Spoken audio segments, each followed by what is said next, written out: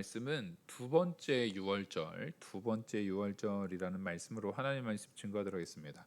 오늘 본문에서 이제 유월절 얘기할 때 제목이 이제 두 번째 유월절이다라고 표현되는 것은 아마 여러분들이 가지고 있는 성경에서도 대부분 그렇게 적혀 있는 성경들이 많을 거예요. 두 번째 유월절이다 이렇게 적혀 있는 성경들이 많은데, 왜냐하면 이 본문은 그게 핵심이에요.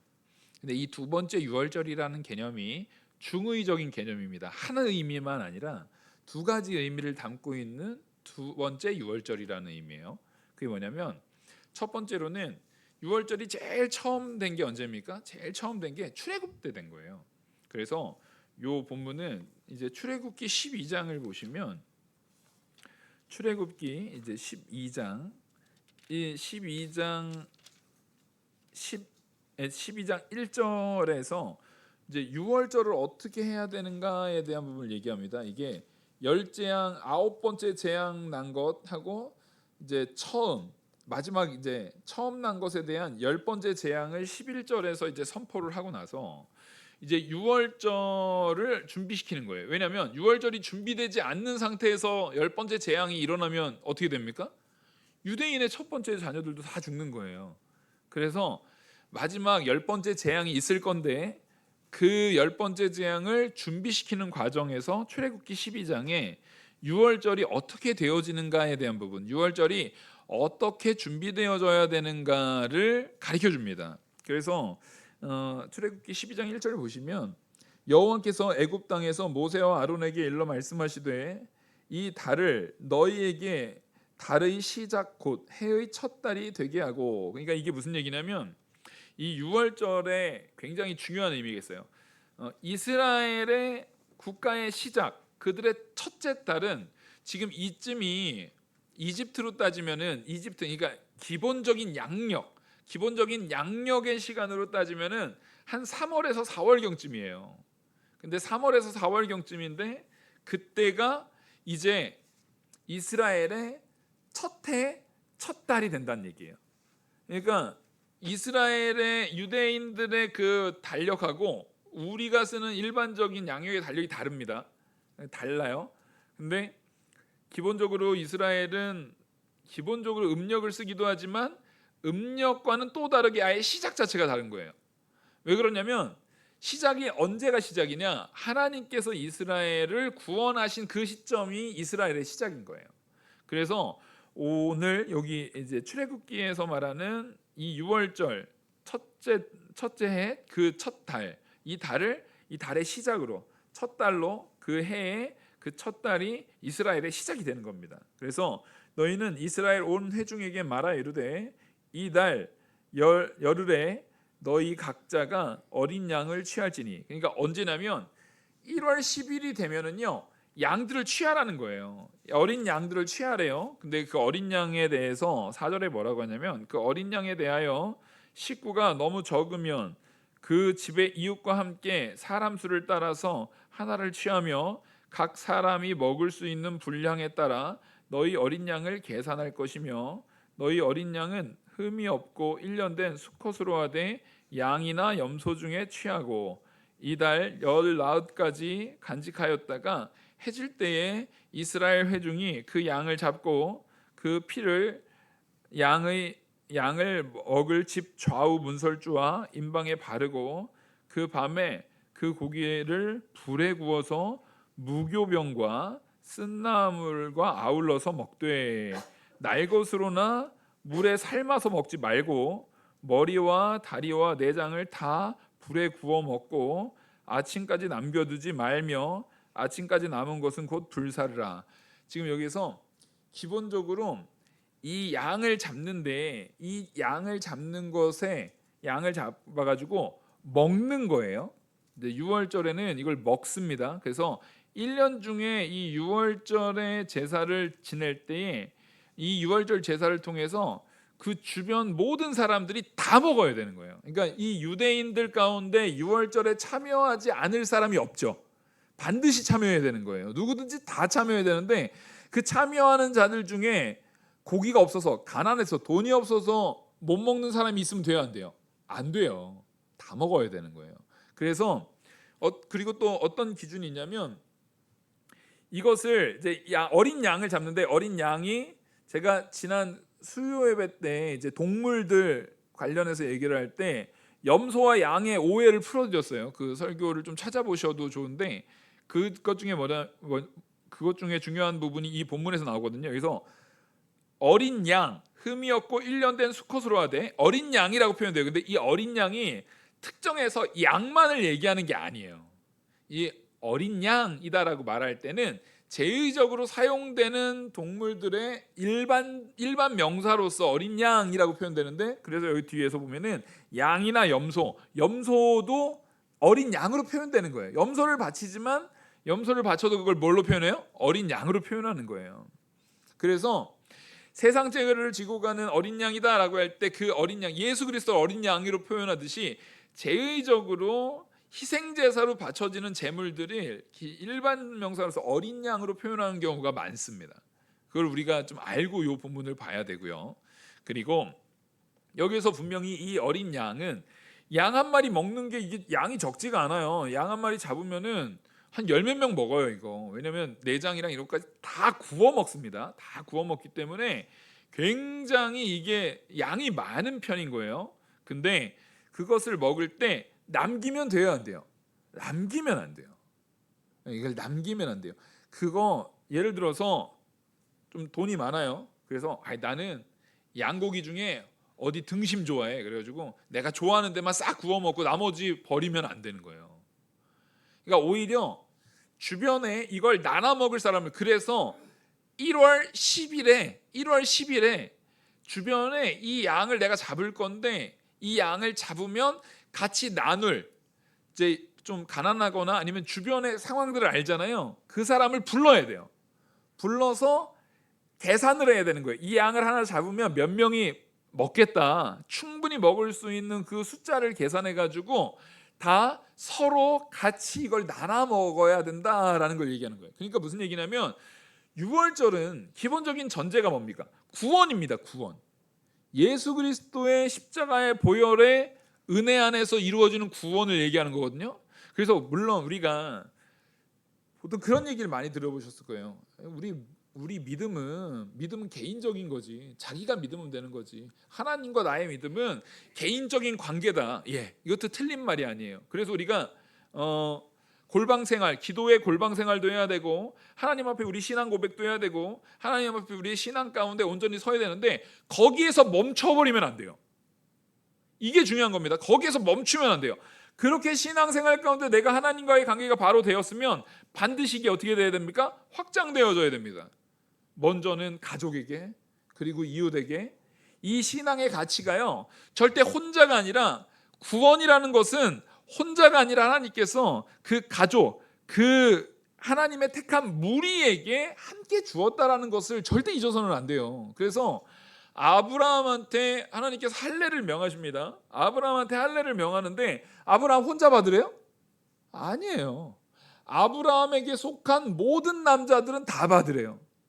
근데 모든 남자들이 받은 얘기는, 그 남자들이 다 그 가정의 가장으로서 그 할례를 받은 남성에게 속한 아내와 자녀들도 아들들은 다 할례를 받으니까 그 딸을 제외한 아내와 딸이 포함되어 있는, 아버지가 만약에 할례를 받았어요. 그 가족이 남자들이 다 할례를 받았어요. 그러면 그 할례를 받은 가정 안에 속해 있는 어머니와 딸들도 다 뭐에 함께 되는 겁니까? 구원에 속해 있는 거예요. 이걸 분명히 알아야 돼요. 그래서 우리는요, 유아 세례도 그 부모의 믿음의 근거에서 주고요. 그리고 내가 지금 신앙생활하는데 내 자녀나 내 남편이나 내 아내나 아니면 내 부모님이나 이게 믿음 생활 가운데 온전히 서 있지 못한 상황이에요. 그러면 더 열심히 기도하셔야 돼요. 왜냐하면 내 안에 있는 성령의 조명이 그 가족에게 비춰지기를 간절히 소망하는 마음을 가지고요, 온전히 구하셔야 돼요. 나 혼자 먹는 게 아니에요. 내가 잡은 그리스도의 희생제사, 그리스도의 그 어린 양을 같이 나눠야 되는 거예요. 반드시 나누셔야 되는 거예요. 그 개념을 지금 여기서 담아내고 있고요. 그리고 이것을 이제 문설주와 임방에 바르고 이거를 반드시 구워 먹으래요. 이게 잘 보셔야 돼요. 분명히 구워 먹으라고 그러면은 성도 중에 뭐 할 자들이 꼭 있어요? 아이, 나는 백숙이 좋아. 아유, 나는 이거 두루치기해서 먹고 나는 이거 나 육회 좋아해. 그래가지고 생으로 먹고 이럴 사람들이 있다는 거예요. 그래서 하나님께서 아예 여기다가 대놓고 말아요. 9절에 그 출애굽기 12장 9절에 날 것으로나 물에 삶아서나 먹지 말래요. 반드시 구워 먹는 거예요. 이게 뭐냐면 왜 불에 구우라고 할까요? 이게 지금 제사제도예요. 원래 이게 누구한테 바쳐 올리는 거예요? 하나님께 불태워서 바쳐 올리는 거예요. 하나님 앞에 불태워 바쳐 올리는 거를 지금 뭐 하는 겁니까? 여기에서 나눠서 먹는 거예요. 그래서 이 먹는 게 지금 하나님 앞에 올려드릴 희생 제물, 우리가 지금 누구의 살과 피를 먹어요? 예수 그리스도의 살과 피를 먹는 것 같은 그런 효과예요, 이게. 그래서 이 유월절과 우리 성찬식에서 떡을 떼고 포도즙을 마시는 그런 행위와 이것들이 굉장히 밀접하게 연관이 되어 있는 겁니다. 무슨 얘기인지 아셨죠? 이거는 제의적인 활동이지 그냥 우리 취향대로 양 한 마리 나눠 먹으면 돼, 그게 아니에요. 양 한 마리 나눠 먹으라는 얘기가 아니라 그 가족 혹은 그 주변 이웃까지 불러가지고 이 양 한 마리를 다 이제 섭취할 수 있는 그 무리들이 모여서 그 양을 잡고 문설주와 인방의 피를 바르고 그것을 구워 먹는 과정 가운데 우리가 누구 덕분에 살았구나? 예수 그리스도. 예수 그리스도의 십자가의 보혈로 살았구나가 믿어지는 거예요. 그걸 기념하는 거예요. 그래서 이거 지금 먹고 있을 때 잘 생각해 보세요. 이걸 먹고 있을 때 이제 첫 유월절이 나와요. 이제 첫 유월절 21절에 이제 첫 유월절에 대한 부분이 딱 이르는데 그것을 지금 하고 있을 때, 그 유월절을 진행하고 있을 때 출애굽기 12장 29절에 10번째 재앙이 진행되거든요.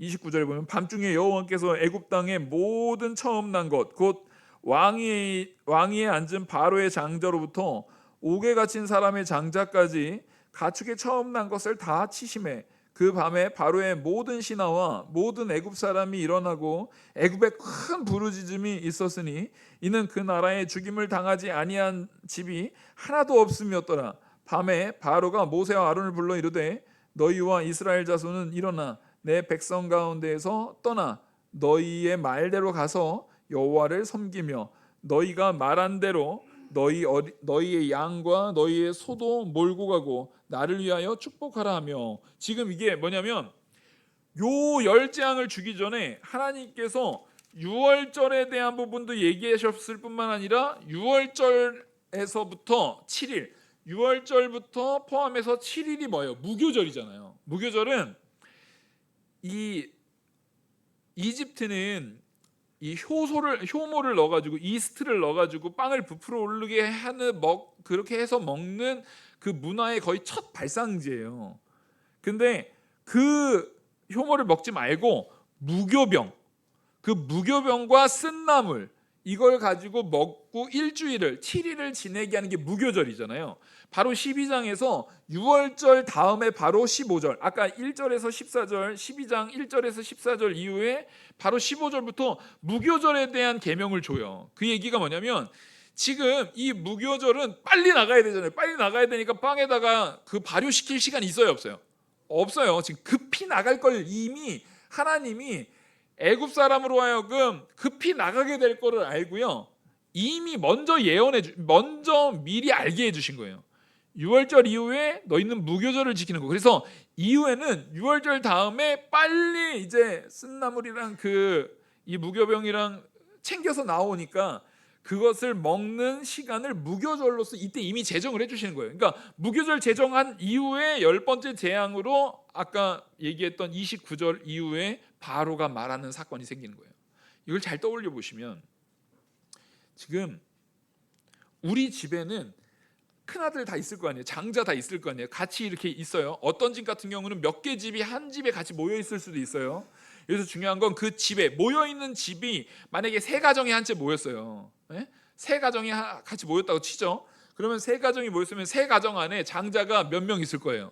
3명 있을 거 아니에요. 문설주 임방에서 그 집안에서 그 안에 있는 집 안에다가 문설주 임방에다 피를 바르고 거기에서 같이 나눠 먹고 있는 거예요. 지금 뭐냐면 일종의 집에서는 애들은 좋겠어요, 안 좋겠어요? 애들은 고기 먹는 거예요. 아니 갑자기 양고기 구워주시는 거예요. 애들은 좋아요. 근데 갑자기 밖에서 이상한 소리들이 막 나기 시작할 거예요. 무슨 소리들이 납니까? 통곡하는 소리들. 여기에서 지금 오늘 그 아까 출애굽기 거기에서 표현됐던 것처럼 온 나라의 장자들이 죽기 시작하면 그 집이 어떻게 되겠어요? 통곡이 난리가 납니다. 통곡이 이루 말할 수가 없어요. 지금 분명히 내 집안에서는 우리가 고기를 지금 구워서 먹고 있는데 지금 밖에서 통곡 소리가 들려요. 나라가 지금 다 통곡하고 있는 거예요. 밖에서 통곡 소리가 들리는데 지금 고기를 구워 먹으니까 밤이에요. 깜깜한 밤에 그 집 안에 화로가 불타고 있고 우리 가족들이랑 이렇게 다 둘러서 앉아 있는데 밖에서는 통곡 소리가 들리지만 내 아들, 내 장자들은 죽어요, 안 죽어요? 안 죽고 있는 거예요. 바로 거기에서 하나님의 살아 숨쉬며 역사하시는 은혜를 경험하는 거예요. 여러분, 이 상황을 보셔야 돼요. 이 환경을. 이게 바로 유월절이고 예수 그리스도께서 자신의 희생을 통해서 우리를 지금 다 통곡이 있고 모두 다 사망 가운데 처해 있는 가운데에서 우리를 뭐 하신 거예요? 살려내신 거예요. 그들의 통곡이 우리는 오히려 하나님을 향한 영광의 찬양으로 들려지도록 하나님께서 역사하고 계시는 게 유월절입니다. 근데 지금 제가 출애굽기 12장을 보여드리는 게 이런 의미들을 알게 해드리려고 말씀을 해주고 있는데 그 상황에 유월절에 뭘 어떻게 해야 되는지 제대로 기억이나 나겠어요? 안 나겠어요? 그 절차라든가 이거는 제의적인 요소이기 때문에 절차와 내용이 중요해요, 안 중요해요? 엄청 중요해요. 절차대로 안 하면 안 돼요. 근데 이들이 지금 그때 막 정신없이 나왔어요. 정신없이 나왔고 그래서 막 얼른 빨리 나왔고 그 사람들이 예물 주는 거 받아서 나와서 홍해 건넜죠. 금송아지 막 사건이 있었죠. 거기에서 쭉 내려와서 시내 광야 내려오는 데까지 몇 번이나 하나님 앞에 대적해가지고 몇 명 죽었죠. 막 사건이 막 난리도 아니었어요. 그런 상황 가운데서 이 사람들한테 야 이제 유월절 지내라면 그 기억나는 사람이 있을까요? 없을까요? 없어요. 근데 잘 보셔야 돼요. 잘못하면은 어떻게 돼요? 죽어요. 이제 끊어져 버리는 거예요. 그 하나님의 그 은혜에서 끊어져 버린다라는 것은 그것은 추방이나 죽음을 얘기하는데 그러면 죽이지 않고 추방도 있네. 그 추방되면 어떻게 돼요? 죽어요. 거기 지금 광야예요. 추방되면은 그 주변의 대적들이라든가 그 위험에서 보호받을 수가 없습니다. 죽음입니다. 이건 죽음을 선언하는 거예요. 그러니까 하나님께서는 다시 두 번째 유월절에 대한 부분을 설명해 주면서 앞서 설명하면서 이것을 두 번째 해죠. 그러니까 지금 출애굽하고 시내산에 머무르는 그 딱 1년 지난 시점이에요. 1월 1일 유대인적인 개념에서 1월 1일에서 지금 1월 14일에서 지금 이제 1월 14일이 되는 시점이에요. 그때 유월절을 다시 한 거예요. 그러니까 이 이스라엘 백성에게 있어서 생애 몇 번째 유월절인 거예요? 두 번째 유월절이죠. 그 의미에서 두 번째 유월절이라는 의미가 적용이 되는 거예요. 근데 오늘 본문을 잘 읽어보니까 두 번째 유월절, 생애 두 번째 유월절은 언제 한 거예요?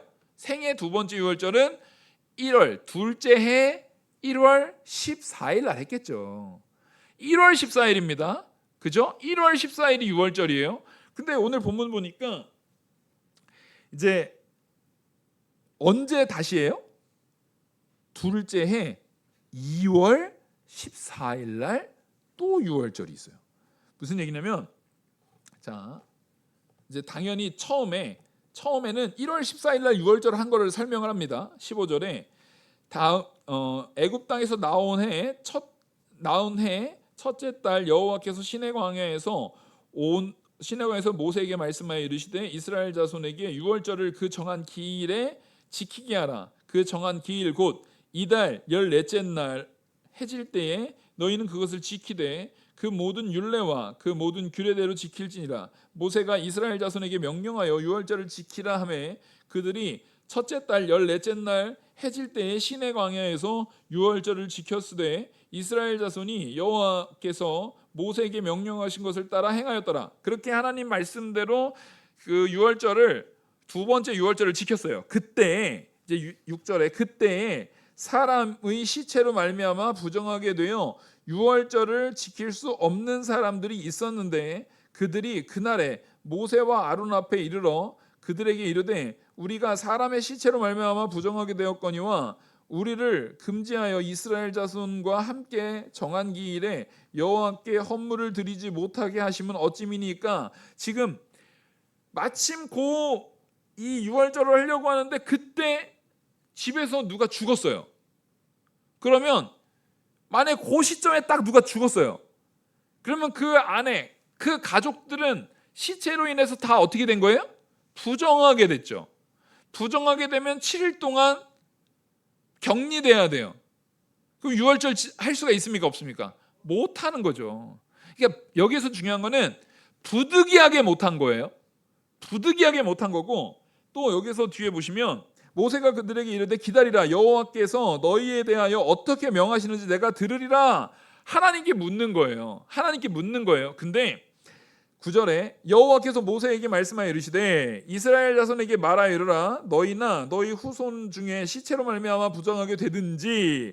자, 지금 얘기한 거는 시체 때문에 부정하게 된 것만 얘기했어요. 근데 하나님은 뭘 하나 더 가져오시냐면 먼 여행 중에 있다 할지라도 다 여호와 앞에 마땅히 유월절을 지키되. 먼 여행 중에 있는 사람은 뭐예요 그러면? 아니 지금 이 상황에 누가 여행 가요? 그죠?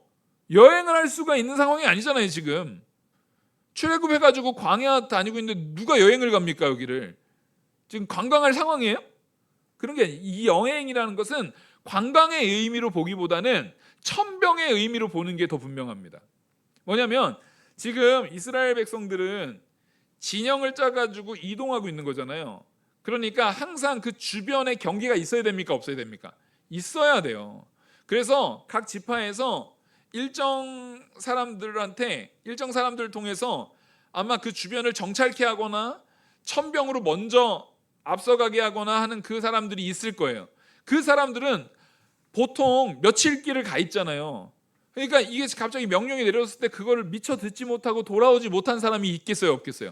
있죠. 왜냐하면 아직은 이제 그 출애굽할 때는 정신없이 유월절 했지만 지금 유월절 처음이에요. 사실상 자기들이 이제 의미 있게 유월절을 하는 게 처음이다 보니까 이 시체에 대한 부분에서 부정하게 된 사람이라든가 다시 멀리 떠나 있어가지고 미처 그 사람들을 챙기지 못하고 유월절이 지나가 버린 거예요. 1월 14일이 지나가 버린 거예요. 그래서 그거를 사람들은 인지 못하고 있었지만 누구는 알고서 거기까지 적용하는 거예요? 하나님은 그들까지도 알고 적용해서 그들도 데려와서 유월절을 할 수 있게 하는데, 그래서 어떻게 하냐면 11절에 둘째 달 14째 날 해질 때에 그것을 지켜서 어린 양의 무교병과 쓴나물을 아울러 먹을 것이요. 자, 지금 뭐냐면 그렇게 시체로 부정하게 된 사람들, 그러니까 충분히 한 달을 준비시키는 거예요. 한 달. 그러니까 1월 14일이었으니까 한 달 2월 14일. 한 달 있다가 이제 다시 그때 참여하지 못한 사람들만, 시체 때문에 부정하게 된 사람과 멀리 나가 있어가지고 미처 들어와서 유월절을 함께 참여하지 못했던 사람들에 대해서 유월절을 치르게 했던 겁니다. 그러니까 두 번째 해에 유월절이 몇 번 일어난 거예요? 한 달 사이로 2번 있었던 거예요. 그게 중의적 의미로 두 번째 유월절입니다. 그러니까 이 두 번째 유월절이라는 것은 생애 두 번째 유월절과 동시에 그때 아직 이 절차라든가 이거에 대해서 미진해 있던 이 유대인들에 대한 하나님의 긍휼을 보여주는 거예요. 하나님의 긍휼을 보여줘요. 그래서 하나님께서는 무조건 죽이기 위한 법이 아니라 이들에게 다시금 살리기 위한 법으로서 유월절에 대한 부분에 두 번, 그 해만 특별히 두 번 할 수 있는 상황을 부여해 주신 겁니다. 근데 이게 일반화돼요, 안 돼요? 이게 일반화되면 됩니까, 안 됩니까? 안 됩니다. 이때만 그런 거예요. 이 이후로는 1년에 그때도 했었으니까 나는 3월 14일을 할래. 난 7월이 좋던데 난 7월 14일을 할래. 이런 거 돼요, 안 돼요? 안 돼요. 이때만 하나님께서 긍휼의 법을 가지고 두 번 되게 한 거예요. 그 이후에는요. 그러면 다음에도 시체 때문에 어디 이렇게 문제 생길 수가 있잖아요. 자, 지금에야 만약에 뭘 모르고 아까 말했듯이 시체만 시체에 대한 문제와 천병에 대한 여기 멀리 나가 있었던 사람들의 두 가지 문제가 있죠. 먼저 그런 멀리 나가 있었던 사람의 문제를 딱 보면 이 사람들이 이후에는요 각 지파에 다 땅을 차지해 가지고 있을 거고요. 그때 자기가 유월절이 되면 어디 나가 있을 일을 만들면 돼야 안 돼요. 만들지 말아야 된다라는 것을 학습한 거예요. 만약에 이 이후에도 나 어디 여행 갔다 오느라고 난 3달 있다 할게 이러면 안 되는 거예요. 그럼 죽는 거예요. 그거를 분명히 인지하고 이제는 이런 부지 중에 생겨난 미련한 법에 미련하게 행동하지 말아야 됨을 선언해 준 겁니다. 그리고 시체에 대한 부분은 어떻게 해요? 시체에 대한 부분은 하나님께서 그래서 원리를 만들어줘요. 우슬초에다가 정결하게 하는 물 하나 이 짐승을 싹 태워가지고 그 재를 가지고 이제 성막에 있는 그 정결한 물과 그걸 섞어가지고 우슬초에다가 찍어가지고 정결케 하는 예식이 있어요. 그래가지고 나중에 이제 이스라엘이 가나안 땅에 들어가가지고 성전 건축하고 솔로몬 때 보면은 제사장들하고 레위인들이 그 유월절 전에 하는 아주 중요한 일들이 있습니다. 이것도 제가 수요 예배 때 한번 말씀을 드렸는데 그거 만드는 거예요. 정결하게 하는 물을 만들어요. 그 만드는 일이 엄청나요. 왜냐하면 사람들이 이제는 유월절 되면 이스라엘 전국 각지에서 다 오게 되잖아요. 다 오게 되니까 거기에서 어떤 사람은 내 부모님이 갑자기 그때 죽었을 수도 있고 아니면 예를 들어서 오다가 나도 모르게 넘어져가지고 딱 손을 짚었는데 여기 죽은 지렁이 손으로 딱 만졌어요. 그럼 이거 부정한 거예요. 만약에 하다가 내가 이제 걸터 앉았어요. 먼 길이니까 걸터 앉아서 흙에다가 딱 걸터 앉았는데 과거에는 우리 예수님을 이제 장사 지낼 때도 우리처럼 밑에 땅을 파가지고 묻는 게 아니라 거기는 어떻게 파죠? 옆으로 파죠. 옆으로 파서 해요. 근데 그거는 굴을 파는 정도는 되게 부자들이나 그렇지 정말 먹기 살기 힘들고 가난한 집들은 그날을 넘기면 안 되거든요. 그날을 넘기면 안 돼요. 만약에 근데 우리 아버지가 예를 들어서 밤 10시 막 이럴 때 돌아가셨어요. 그럼 어떻게 해야 돼요? 빨리 원래 그냥 아예 그 장지가 마련돼 가지고 굴 이런 게 있으면은 그냥 문 열고 거기에다가 이제 침상에 눕혀놓고 그걸 다시 닫으면 되는데 가난한 사람들은 그게 있어요, 없어요?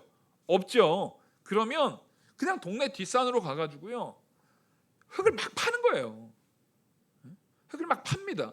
그러니까 밑으로 깊게 파는 게 아니라 흙 언덕백이 있으면 옆으로 막 이렇게 파요. 옆으로 파가지고 대충 넣어놓고 덮어버려요. 흙으로 덮어버린단 말이에요. 그러면 그때 당시에 유월절 전에 몇 달 전부터 무슨 이제 실증 조사가 일어나냐면 유대인 그 레위 지파 사람들이 총동원돼 가지고 그 예루살렘으로 넘어오는 길목들 있잖아요. 그 산지들마다 다 돌아다니면서 실증 조사를 합니다. 실증 조사를 하는데 실증 조사하는 게 뭐냐면 이제 그렇게 대충 해놨으면은 뼈들이라든가 시체에 그 싸운 게 이렇게 드러나잖아요. 짐승이 죽어 있어도 그런 게 다 드러나잖아요. 그런 거를 싹 정리를 하는 거예요.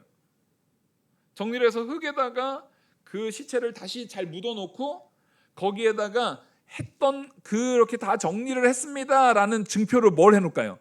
여러분들 기억나시는 게 있을 텐데 무덤 하면 뭐 딱 떠올라요? 한국이나 비석이죠. 아니, 성경적으로 보셔야지 왜 자꾸 조선시대로 가시려고 그래. 한국으로 가시려고 그래. 에? 무덤 하면 성경에서는 뭐한 무덤이에요? 회칠한 무덤. 예. 회칠한 무덤 생각나시죠? 회칠한 무덤이 그거예요. 그렇게 무덤이 되어 있는 거기에다가 회를 칠해 놓습니다. 하얗게 회를 하얗게 칠해 놓으면 표시가 딱 나야 안 나요? 딱 나죠. 그럼 사람들이 가다가 산 중턱에 이렇게 회가 이렇게 딱 칠해져 있어요. 그러면 거기 근처 가겠어요? 안 가겠어요? 안 가죠. 가면 부정해지는 거예요. 만지면 부정해지는 거예요. 그게 회칠한 무덤이에요. 그러니까 예수님께서 왜 바리새인들한테 회칠한 무덤이라고 말했겠어요? 겉은 허옇게 번지르르한데 속은 썩어 문드러가는 부정한 시체가 있는 곳이에요. 그 회칠한 무덤이에요. 그래서 회를 다 칠해가지고 사람들이 돌아올 때 부정하게 될 만한 환경들을 미리 미연에 방지해 놓는데, 그럼에도 불구하고 꼭 실수하는 사람 한두 명은 생겨요, 안 생겨요? 네? 무조건 생겨요. 에이, 아유 저 회칠했네. 저기도 칠했네. 저기도 칠했다가 너무 저거 딱 맞았더니 회칠한 무덤이야 여기. 이런 사람들 꼭 있어요. 없을 것 같으세요? 없을 것 같다고 생각하는 내가 지금 그런 사람이에요. 사실은 우리는 무능하고 미약한 자들이에요. 그래서 그걸 위해서 그 정결하게 하는 물, 이 소를 싹 완전히 재로 다 태워가지고 그 재랑 물이랑 섞어가지고 우슬조에 찍어서, 우슬이라는 게 소의 무릎이란 얘기예요. 그 풀이 소 무릎처럼 생겼나 봐요, 형태가. 그래서 우슬초가 소 무릎 같이 생긴 그 식물이에요. 이게 안에 앞에 잎사귀들이 이렇게 또르륵 붙어 있는데, 이게 다발로 하면은 잎사귀들이 이렇게 풍성하게 되어 있는 그런 풀이에요. 그 풀에다가 딱딱 찍어가지고 이렇게 탁탁 하는 거예요. 왜냐하면 지금 올해 안에 6월절은 지금 요 하루밖에 없어요. 근데 저 멀리에서 오다가 실수해가지고 7일 동안 만약에 부정하게 되면은 6월절에 참여 못하잖아요. 그거에 대해서 하나님께서 긍휼의 법으로 그 정결하게 하는 물을 통해서 그가 6월절에 참여할 수 있도록 허락해 주시는 게 우슬초예요. 근데 지금 두 번째 해였던, 제가 이 얘기를 왜 이렇게 자세하게 말씀을 드렸냐면, 두 번째 해였던 지금 이 순간에는 우슬초가 준비돼 있어요, 안 돼 있어요? 준비가 안 돼 있어요. 지금 이거 그냥 대충 아무 물이나 뿌리면 돼요? 안 돼요. 지금 이때 우슬초가 준비가 안 돼 있어요. 어디 갔다가 미처 못 오는 그 사람들도 미리 주지를 못했어요. 미리 생각을 못했어요. 그럼 그 사람들이 야, 왜 니네 6월절 생각 안 했어? 왜 그랬냐면 그 사람들이 그러면 나쁜 놈이었냐? 그게 아니라 원래는 이스라엘 백성들이 1년 안에 불순종만 하지 않았으면, 원래 불순종만 하지 않았으면 1년 안에 어디 들어가 있어야 돼요? 가나안 땅 들어가야 돼요. 지금 광야에 있을 상황이 아닌데, 광야에 있는 게 누구의 범죄로 인해서인 거예요? 이스라엘의 범죄로 인해서 지금 광야에 있는 거예요 지금. 그러니까 물론 신에 아직 글로 들어간 상황은 아니지만 시내산이지만, 원래 이 사람들이 처음에 하나님께서 이스라엘 백성들한테 얘기를 할 때, 얘기할 때 뭐라고 했냐면, 너희들이 가나안 땅 들어가서 6월절을 지킬 거다라고 얘기를 했는데, 지금 경로가 바로 빨리 가면은 이 사람들이 거기에서 두려워할 상황들이 생겨서 지금 내려오고 또 하도 원망하고 불순종하는 모습들이 많아가지고 하나님께서 이 이스라엘 백성들한테 책망도 하고 율법도 주고 막 이러다 보니까 1년이 지난 거예요. 그러니까 이 사람들은 마음으로나 모든 상태에서 6월절을 준비할 상태가 되지 못했던 겁니다. 그걸 하나님께서 긍휼을 베풀어 주신 거예요.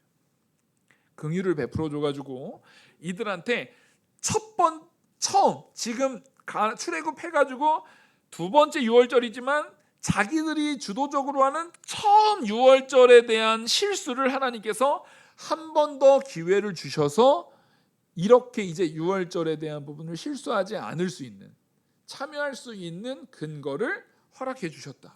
그러니까 사실은 이 두 번 6월절이라는 것은요, 하나님의 놀라운 은혜의 사랑을 우리한테 주시는 거예요.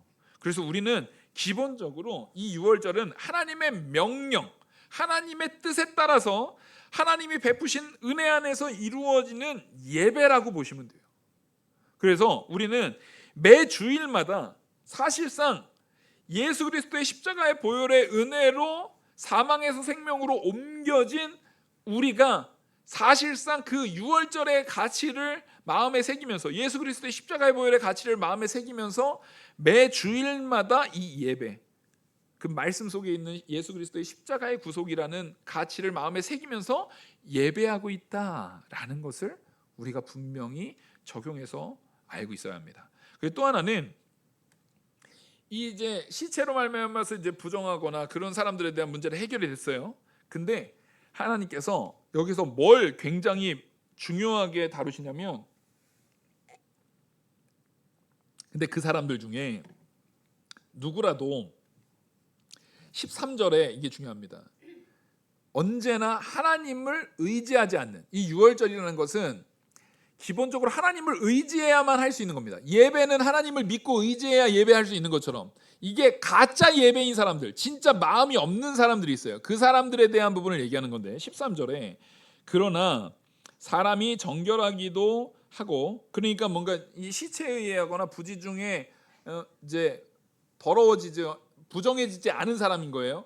부정해지지도 않았고, 또 그 사람이 정한 기일에 그 부정해지지도 않고 여행 중도 있지 않은 사람인데도 불구하고, 그러니까 뭐냐면 자기가 하기 싫어서 의도적으로 안 하는 사람, 자기가 하기 싫어가지고, 그러니까 우리로 치면은 자기가 예배하기 싫어서 의도적으로 교회 안 나오고, 내가 예배가 싫어가지고 의도적으로 예배를 멸시하고 등한시하는 사람들 있잖아요. 그런 사람들에 대해서는요, 하나님께서 죽이라고 합니다. 여러분, 이거 굉장히 무거운 말씀으로 우리에게 전하고 있는 거예요. 의도성을 가지고 이렇게 함부로 하나님의 원칙, 하나님의 원리에 대한 부분을 의도적으로 거역하는 자들에 대해서는요, 하나님께서 굉장히 엄하게 벌하신다라는 것을 우리가 볼 수 있습니다. 근데 이 엄하게 벌하시는 것 이후에 바로 나오는 게 뭡니까? 그럼에도 불구하고 타국인이라 할지라도, 지금 하나님의 은혜의 자리에는 누구도 들어올 수 있는 거예요? 타국인이라 할지라도 들어올 수 있는 거예요. 그래서 14절에 만일 타국인이 너희 중에 거류하여 여호와 앞에 유월절을 지키고자 하면 유월절 율례대로 그 규례를 따라서 행할지니 거류민에게나 본토인에게나 그 율례는 동일한 것이라. 바로 이게 오늘날 땅끝까지 이르러 복음 전하라는 예수 그리스도의 말씀에, 이게 근본적인 그 원리가 이때부터 이미 심겨졌음을 보여주는 거예요. 그러니까 복음의 확장이라는 것은 단지 혈통적 유대인이 아니라, 혈통적 유대인이 아니라 하나님을 믿는 아브라함의 자손이 바다의 하늘의 별과 같이 바다의 모래와 같이 많아진다는 얘기는 예수 그리스도를 믿는 모든 사람에게 확장되어짐을 이미 민수기에서도 말하고 있는 거예요. 근데 여기서 중요한 건 이 사람들이 반드시 뭘 받아야 되냐면 할례를 받아야 돼요. 할례를 받은 자들만 이게 가능합니다. 그러니까 하나님의 백성된 표로서 할례를 받은 자만 가능한 거예요. 우리도 그러니까 예수 그리스도를 믿는 믿음 안에서 영적 할례를 받아야 되는 거예요, 안 받아야 되는 거예요? 받은 자들만 영적 할례, 예수를 믿는 믿음 안에서의 영적 할례를 받은 자들이 그 안에 예배의 자리에, 그 하나님께 택함 받은 그 은혜의 자리에 포함될 수 있다, 이걸 보여주는 거예요. 그래서 하나님의, 이제 우리는 이 장면이 하나님의 언약이 예수 그리스도 안에서 모든 만방에, 열방이라고 말하죠, 성경에서는. 모든 열방으로 확장되어지는 예수 그리스도의 구속의 역사. 그래서 그 역사를 예수님께서 제자들에게 보이실 거고, 그 제자의 제자가 누구예요? 우리들이에요. 우리가 그 제자들이에요. 그 제자인 우리에게 하나님께서 뭐냐면 땅끝까지 이르러 복음 전하라. 전할 때 항상 누가 함께 하시겠다? 예수님이 함께 하시겠다는 거예요. 우리는 그 믿음 가지고 이 유월절의 가치가, 오늘날 교회에서 우리가 예배의 중심으로 정말 인종을 초월해서 모든 사람들에게 복음을 전하는 역사까지 연결되어져야 하는구나를 사실상 이 구약 성경의 민수기에서부터 그 의미를 담아내고 있음을 우리가 믿고 깨닫는 성도 되시길 간절히 축원합니다. 기도하시겠습니다.